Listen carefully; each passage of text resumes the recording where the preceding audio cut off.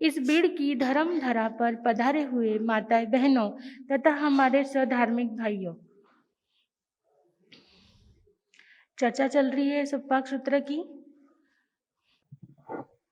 शमन भगवान महावीर स्वामी ने सुखपाक सूत्र के माध्यम से हमें सुख कैसे प्राप्त होता है यह चर्चा करते हुए बताया है। सुख की चर्चा करते हुए उन्होंने हमें बताया है कि सुख हमारे मन की कल्पनाएं हैं। अगर हमने हमारी भावनाओं का अगर समझा कि भाई अगर हमने जिसमें सुख माना वो हमें सुख लगता है और हमने जिसे दुख माना वो हमें क्या लगता है, दुख लगता है। एक महान दार्शनिक ने एक जगह एक बात कही थी, सुख होने के बहुत सारे रास्ते होते हैं, सुखी होने के बहुत सारे रास्ते होते हैं, परंतु अगर कोई सुखी है उसको देखकर अगर हम दुखी होते हैं तो उसका कोई भी क्या नहीं है, उसका कोई रास्ता नहीं है कि अगर हम दूसरों को देखकर अगर हम दुखी हो रहे तो उसकी कोई दवा नहीं है। परंतु सुखी होने के क्या हो सकते हैं, कई रास्ते होते हैं। और इस सूत्र के दरमियान हम रोज अलग अलग माध्यम से सुखों की क्या कर रहे हैं, चर्चा करते हैं, क्योंकि हम जिसकी खोज में है वह क्या है, सुख है।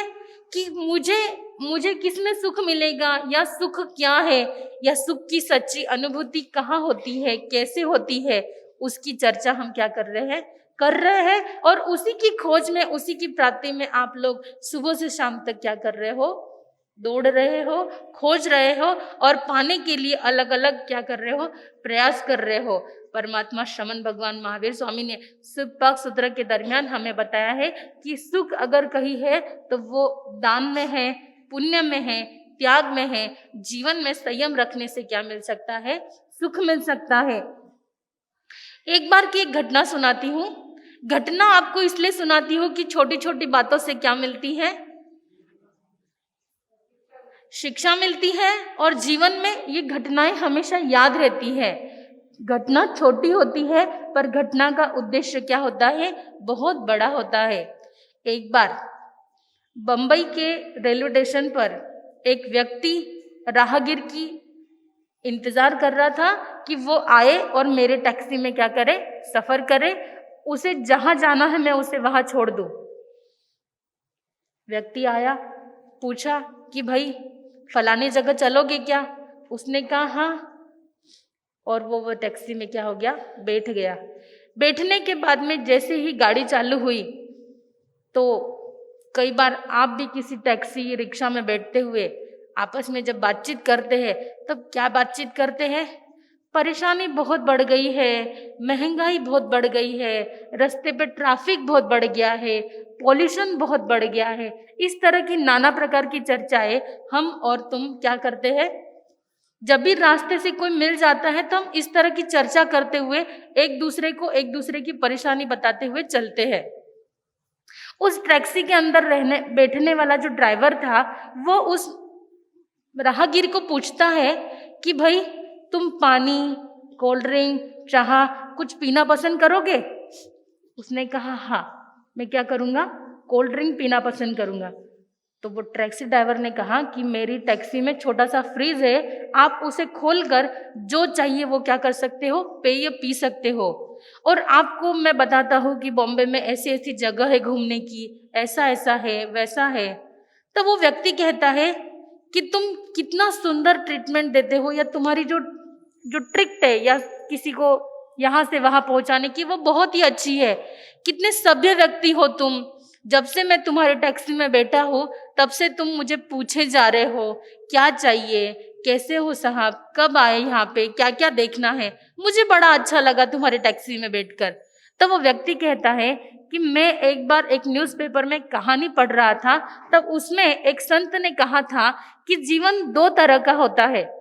एक होता है उस पानी में रहने वाले बगले की तरह।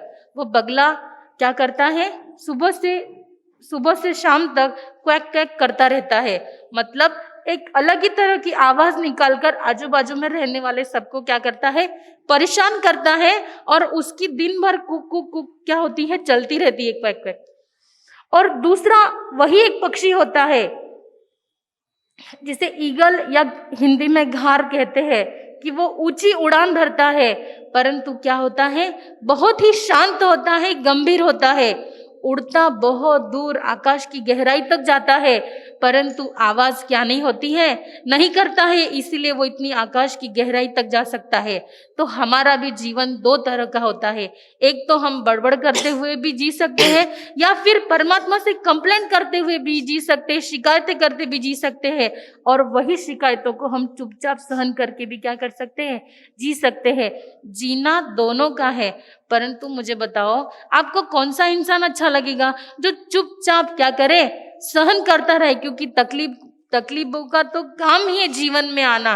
परंतु बंधुओं, उन तकलीफों को अगर कोई समता भाव से या शांति से अगर सहन करता है तो उसका जीवन क्या होता है, सफल होता है, सुदृढ़ होता है, और राह में चलने वाले हर एक व्यक्ति को उसका जीवन कैसा लगता है, अच्छा लगता है। जब वो हमारे बाजू में भी बैठा रहा तो हमें भी वो व्यक्ति कैसा लगेगा, अच्छा लगेगा, सुहावना लगेगा। पर अगर कोई आपके बाजू में बैठकर अगर बार बार शिकायतें करता रहे तो आपको क्या लगेगा, मजा नहीं आएगा। आप मन ही मन में विचार करोगे कि अरे कितना दुखी है भाई, कितना बड़बड़ कर रहा है, कितना टेंशन ये कर रहा है। तो बंधुओं, जीवन दोनों होते हैं, परंतु चुनाव हमारे हाथ में होता है कि चुपचाप उन तकलीफों को सहन करना या फिर दूसरों को परेशान करते हुए खुद भी परेशान होना और दूसरों को भी क्या करना, परेशान करना। एक कवि ने सुंदर सी एक कविता के माध्यम से हमें बताया है, ये मत कहो प्रभु से मेरी मुश्किलें बड़ी है, ये मुश्किलों से कह दो मेरा प्रभु बड़ा है। आती है आंधियां तो कर उनका खैर मकदम, तूफान सो भी तूने लड़ना तूने गढ़ा है। ये मत कहो खुदा से मेरी मुश्किलें बड़ी है, ये मुश्किलों से कह दो मेरा खुदा बड़ा है, मेरा खुदा बड़ा है। और आज हम देख रहे हैं कि हमारे यहाँ पर जो हमारे छोटे से महाराज साहब है, नवदीक्षित साध्वी श्री अदिति मारसा, आज उनका पहला क्या हुआ है, लोच हुआ है। और हमारे जैन धर्म में यह परंपरा है कि कोई तपस्वी हो, कोई त्यागी हो, या कोई दानी हो, या कोई संयमी हो, हम सब उसका क्या करते हैं, अनुमोदन करते हैं, उनकी प्रशंसा करते हैं, और उनके त्याग की गौरव गाथा को हमेशा क्या करते हैं, गाते आए हैं। और आज हम सब बीड़ वाले भी उनकी क्या करते हैं, अनुमोदना करते हैं कि छोटी उम्र में दीक्षा ली, और दीक्षा लेने के बाद में पहला चौमासा कहाँ पे किया, बीड़ में किया। और उसके बावजूद आपको पता होगा कि 4 वर्ष की उम्र में उन्होंने एमबिल किया था, जब 2009 में हम बिबेवाड़ी में थे। बचपन से वो क्या करते आए हैं, जब उनको गुरु कहते थे कि पल्लू बेटा तुम गाड़ी में बैठ जाओ, अपने पास गाड़ी है, जब वो 8-9 साल के थे, पल्लू मारसा कहते थे कि नहीं नहीं, मुझे गुरनी जी आपके साथ में क्या करना है, विहार करना है। विहार कितना भी बड़ा क्यों ना हो, थकते नहीं थे, और सबको हंसाते हुए क्या करते थे, विहार पूर्ण करते थे। ऐसे छोटे महाराज साहब का आज पहला लोच हुआ है। हम बीड़ संघ, बीड़ समाज, हमारा ये जैन भवन, उनके लिए बस इतना ही कहेंगे, हो हो हो हो हो हो हो। पंचम काल में जो इंसान साधु बने वो महान है। पंचम काल में जो इंसान साधु बने वो महान है। देव से राजा से बड़ा जैन मुनि का मान है, देव से राजा से बड़ा, जैन मुनि का मान है। हो हो हो